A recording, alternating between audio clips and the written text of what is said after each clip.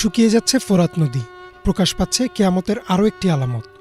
আজ থেকে প্রায় ১৪০০ বছর আগে মহানবী হজরত মুহাম্মদ সাল্লাল্লাহু আলাইহি ওয়াসাল্লাম বলে গিয়েছিলেন যে কিয়ামতের আগে শুকিয়ে যাবে এই ফোরাত নদী।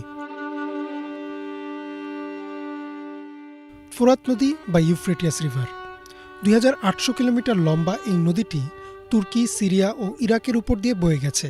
শতাব্দীর পর শতাব্দী ধরে প্রবাহিত হওয়া এই নদী একসময় প্রাচীন মেসোপটেমিয়ান সভ্যতাকে শিকড়ে লালন করেছিল। শুধু তাই নয়, প্রাচীন থেকে বর্তমান এর তীরে গড়ে ওঠা জনপদকে লালন করেছে এই নদী। তবে জলবায়ু পরিবর্তন আর মানুষের সৃষ্টি করা দূষণের কারণে ধীরে ধীরে শুকিয়ে আসছে এই ফোরাত নদী। সাম্প্রতিক বছরগুলিতে এই নদীর পানির স্তর উদ্বেগজনকভাবে হ্রাস পেয়েছে, জানিয়ে প্রকাশিত হয়েছে একাধিক প্রতিবেদন।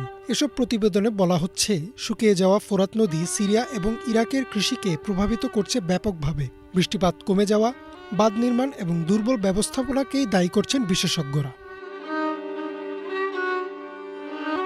অর্থাৎ স্পষ্টতই বোঝা যাচ্ছে মহানবী সাল্লাল্লাহু আলাইহি ওয়াসাল্লামের করা সেই ভবিষ্যৎবাণী সত্য হতে শুরু করেছে।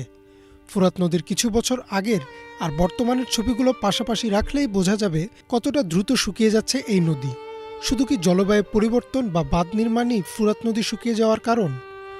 আবু হুরায়রা রাদিয়াল্লাহু তাআলা আনহু থেকে বর্ণিত, রাসূলুল্লাহ সাল্লাল্লাহু আলাইহি ওয়াসাল্লাম বলেছেন, ততক্ষণ পর্যন্ত কিয়ামত সংঘটিত হবে না যতক্ষণ না ফোরাত নদী শুকিয়ে যায় এবং তার মাঝ থেকে একটি স্বর্ণের পাহাড় উন্মোচন হয়। মানুষ এই স্বর্ণের জন্য যুদ্ধ করবে এবং প্রতি ১০০ জনের মাঝে ৯৯ জনই মারা যাবে এবং তারা প্রত্যেকেই ভাববে, হয়তো আমি সেই বেঁচে যাওয়া একজন হব। আবু হুরায়রা রাদিয়াল্লাহু তাআলা আনহু থেকে আরও একটি হাদিস বর্ণিত আছে। রাসূলুল্লাহ সাল্লাল্লাহু আলাইহি ওয়াসাল্লাম বলেন, শীঘ্রই ফোরাত নদী স্বর্ণের পর্বত প্রকাশ করবে, তাই যে সেই সময় উপস্থিত থাকবে সে যেন সেখান থেকে কিছু না নেয়। এবার ফোরাত নদী নিয়ে মহানবী সাল্লাল্লাহু আলাইহি ওয়াসাল্লামের দ্বিতীয় হাদিসটির দিকে তাকানো যাক। সেখানে বলা আছে, ফোরাত নদী শুকিয়ে গেলে বেরিয়ে আসবে এক স্বর্ণের পাহাড়, আর এই স্বর্ণের জন্য মানুষের মাঝে শুরু হবে যুদ্ধ এবং সেই যুদ্ধের ভয়াবহতা এতটাই হবে যে অংশগ্রহণকারীদের মাঝে মাত্র ১% মানুষ প্রাণে বাঁচবেন। এখন প্রশ্ন হচ্ছে, আসলেও কি প্রকাশ পাবে এমন স্বর্ণের পাহাড়? ফোরাত নদী শুকিয়ে যাওয়ার পর এর তলদেশ থেকে উন্মোচন হয়েছে এক সুড়ঙ্গ, যে সুড়ঙ্গে আছে নিখুঁত সিঁড়ি ও অবকাঠামো। অনেক প্রত্নতাত্ত্বিক ও গবেষকের ধারণা, ফোরাত নদীর আশেপাশে বা এর তলদেশে একটি বিরাট স্বর্ণের খনি রয়েছে। কেউ বলছেন এটি একটি প্রাকৃতিক খনি, যাতে প্রাকৃতিক নিয়মে স্বর্ণ জমা হয়েছে। আবার কারো মতে এটি প্রাচীন কোনো সভ্যতার রেখে যাওয়া গুপ্তধন। তবে কি এই সুড়ঙ্গ পথ ধরে এগুলে পাওয়া যাবে সেই স্বর্ণের খনি?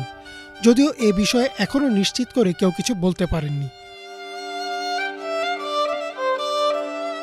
সাম্প্রতিক সময়ে ইন্টারনেটে কিছু ভিডিও ভাইরাল হয়েছে, যাতে দেখা যায় মানুষ ফোরাত নদী থেকে পাথরের টুকরোর মতো স্বর্ণের টুকরো পাচ্ছে। তবে এই ভিডিওর সত্যতা সম্পর্কেও নিশ্চিত হওয়া যায়নি। তবে এতটুকু নিশ্চিত হওয়া গেছে যে ফোরাত নদী শুকিয়ে যাচ্ছে, কিন্তু কবে প্রকাশ পাবে সেই স্বর্ণের পাহাড় তা একমাত্র